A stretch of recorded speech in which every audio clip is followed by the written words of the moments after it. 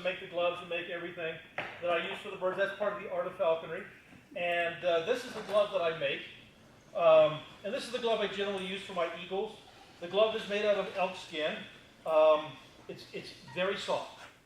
And so that, it doesn't really protect me from the birds, but it's very soft. I make it so it fits me like a glove. Bad joke, yeah, I know. And so this is what I like to use for my hawks and my eagles. My wife gets very nervous when I'm handling the eagles. She sees an eagle with its foot here and a foot here. She gets quite concerned. And so my wife, a couple, 3 years ago, went out and bought me a commercially made eagle falconry glove. And to be honest with you, it's cowhide. It's extremely stiff. It's uncomfortable. I have short, stubby fingers, so it doesn't really fit very well. It's uncomfortable. But I've been married for 37 years. And I learned a long time ago, when your wife buys you a present, you use it. So that's why I have this one.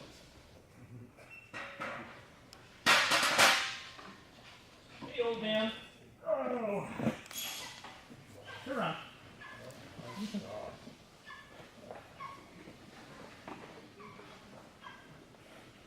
Falling into a box with a live eagle. It's not a smart idea to stick your head in a kennel with a wild eagle. Oh my goodness. So I do it all the time. Isn't he beautiful? This is the golden eagle. His name is Scout. He's 12 years old. He was one of my rescues. A farmer up in Wyoming was threatening to shoot him, and I was called in by the federal government to rescue him before he got shot. So this is a full-grown wild eagle. Get comfy. You get the wiggles out, don't you? You comfy now? There we go. Look at these feet.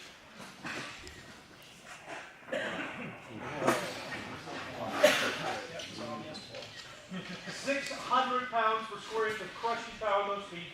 He can drive those talons through my glove and crush the bones of my hand. It's really good. He likes me. We do appreciate that. I know, you're going to get the wiggles going.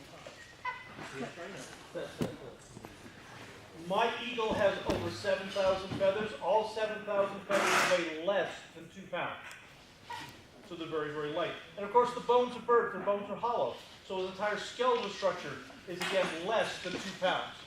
Yet there's a portion of my eagle's body that represents half his total body weight, and that's the pectoral muscles right here. The chest muscles, the most large chest muscles, are the motors that he uses to drive that 6-foot wingspan that allows eagles to fly where hawks and falcons cannot.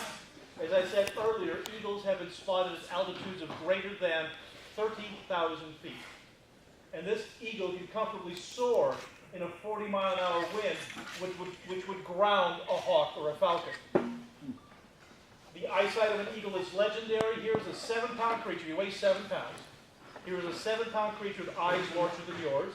Not only is his eyes larger, he can see approximately 8 times further than you can. But you and I, we get a pair of binoculars, we can see 8 times further. Well, not only does it see 8 times further, he has 6 times the number of light-sensitive cells, the rods and cones, in the back of the eye than we have, so everything he sees is 6 times clearer. This eagle can spot a jackrabbit 5 miles away. And he does. I am the first person in North America licensed to train a wild eagle in falconry. And so Scout and I go out, all of this comes off, we turn him loose, he flies free. He goes thousands of feet in the sky, and he flies with the wild eagles.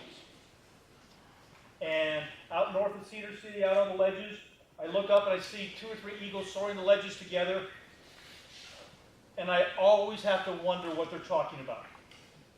To see my eagle kind of cruising with his buddies, I can see my eagle looking over his friends to say, "Watch this, I have a trained human."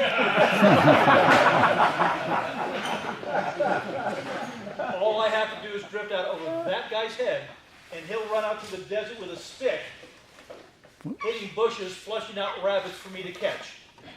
And I will. Now, if there are no rabbits to be found, it's time to go home. I can blow my whistle, he'll fly back, land on my glove for food.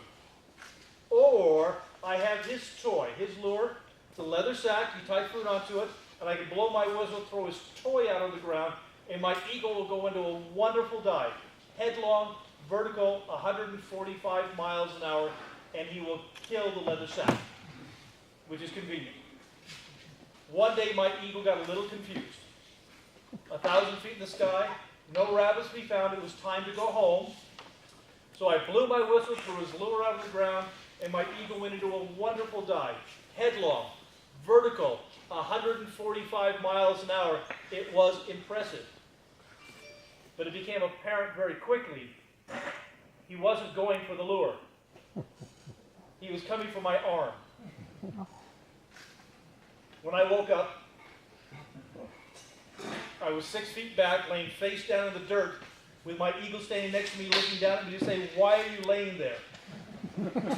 I had a long talk with my eagle that day how I cannot withstand the impact of a 7-pound bird at 145 miles an hour, and I would appreciate if you don't do that again. He dislocated my shoulder and wrenched my back and knee. But see, that experience has given me knowledge. I have a knowledge that none of you have. I have an absolute knowledge of exactly what is going through the mind of a jackrabbit. I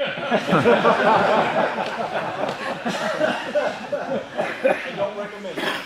But it's fine. Yes. Is this eating imprinted on you, or why is he actually coming back and not going his ways? Well, no, he was a full adult when I trapped him and removed him from the area, so he's not imprinted on me. They are, all three of these birds are intelligent, opportunistic predators. They're always looking for the easiest meal. And so basically, he learned very quickly, if he follows me, I flush out rabbits for him, and if he doesn't catch a rabbit, he lands in my glove, I feed him anyway. So he's the hunter, I'm his dog. And I'm a really good dog, so he keeps me. Now, he does fly, you know, I don't own him. He flies through the courtship season. Courtship season starts the end of January, and that's during the middle of the hunting season, and he flies through the courtship season. If he finds a pretty little lady eagle that's cuter than I am, he will fly away and never come back. As I said before, I don't own him. He has the right to leave. But he and I have been together for 10 years, which is just absolute proof that I'm adorable.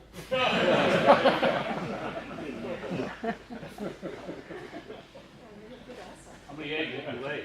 How many eggs have I laid? During this program or when? Ba-dum-bum. You know, and just to make you guys feel bad, this eagle regularly pulls 25 G's in a turn. Wow. Any volunteers to pull a 25 G on